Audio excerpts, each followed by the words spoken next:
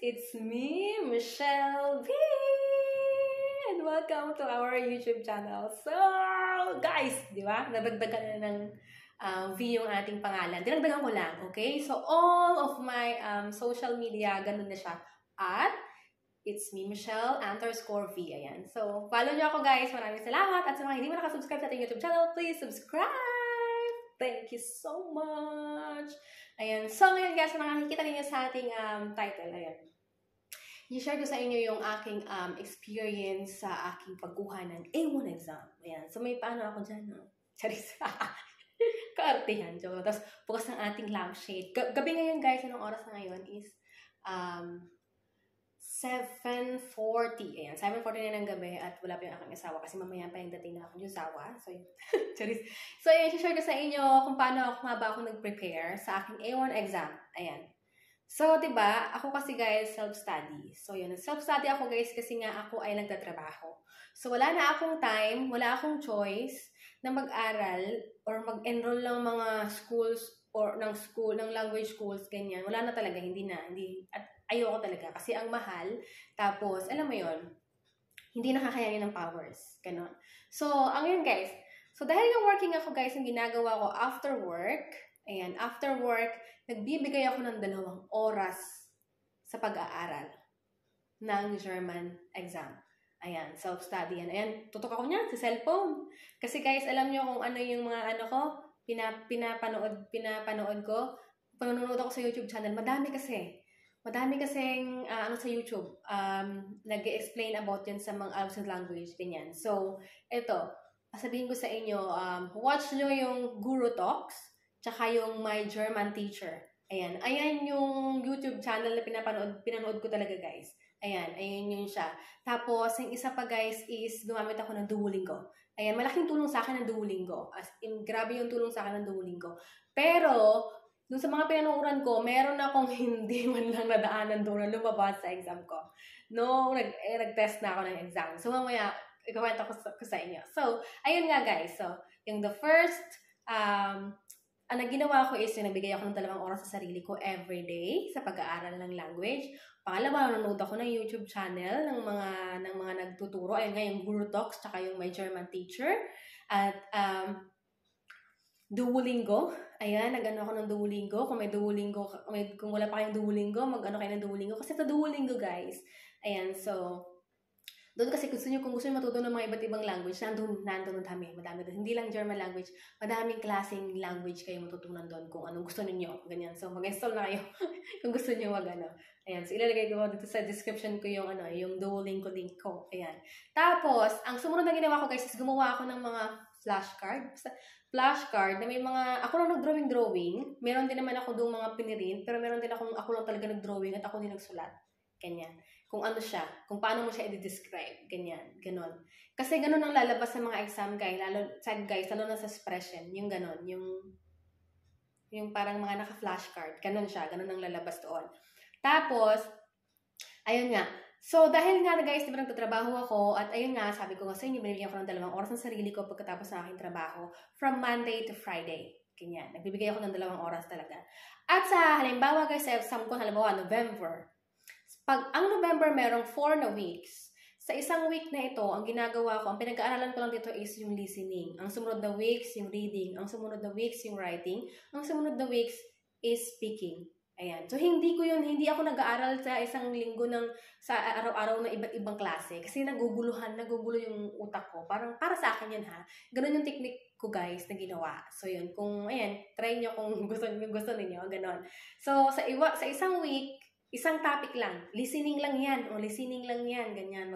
Manood ka ng mga listening. Ganyan. I-enhance mo yung pakikinig mo ng mga German conversation. Ganyan. Tapos, kung mayroong mga may mga sasagutan, magsagot ka din. Ganon ang ginagawa ko. Sumunod na araw, yung reading. Ganon din. babasa akong ganyan, iintindihin ko maigi, tapos sasagot ako, ganyan, ganon, kung tama ba. Ganon din dito sa tawag ito, sa Scriben, ganon din, puro sulat lang ako noon. Sulat ako ng sulat. Tapos ang sumunod naman yung speaking, ayun, nagsasalita ako mag-isa, kaharap ko yung salamin. Dahil dun sa kwarto ko, guys, sa apartment ko, may binili kasi akong salamin na malaking ganyan. Buti na lang meron akong ganon, kasi hindi ko naman inaasahan na mag-aaral tayo ng language, ng German. At hindi ko naman talaga, guys, hindi ko ina-expect na na nandito na ako, ganyan. Hindi ko talaga ina-expect kasi I never expect this to happen. Ayan, kasi ang bilis ng pangyayari sa buhay ko at alam kong galing kay Lord yun. Ayan, so yun. So, nagsasalita ako sa salamin. Ganun yung ginagawa ko, guys. Ganun siya. Tapos, syempre, guys, is dapat meron kayong support system.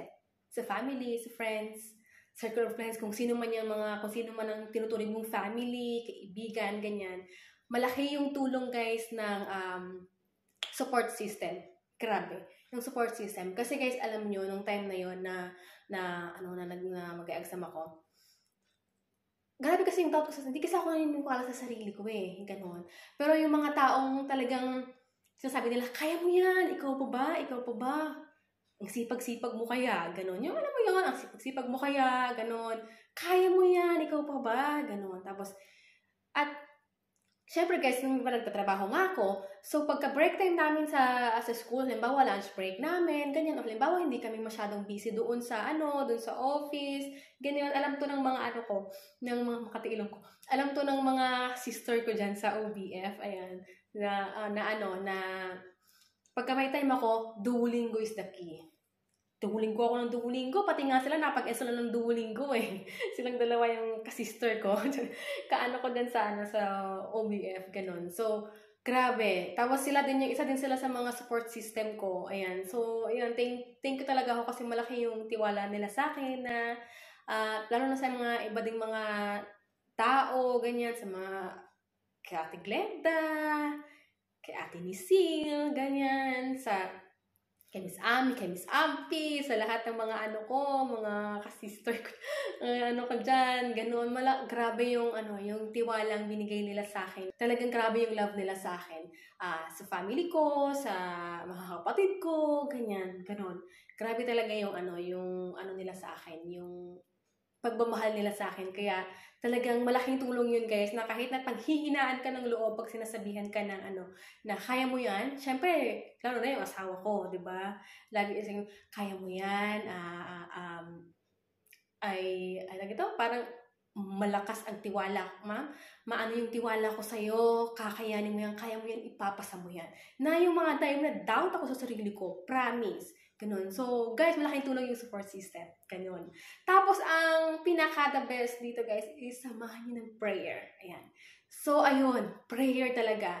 Prayer ng prayer. Kasi, alam nyo, ang hirap talaga ng German exam. Grabe, guys. Oo. Alam nyo yun? Kasi nga, syempre, wala namang tuturo sa akin. Ako lang tuturo sa sarili ko Nood. Diba? Ganun. So, nasi-stress yung utak ko.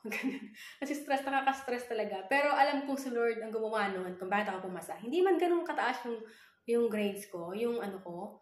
Pero talagang for the first time na trying, tapos pumasa ka, diba? Isang try lang.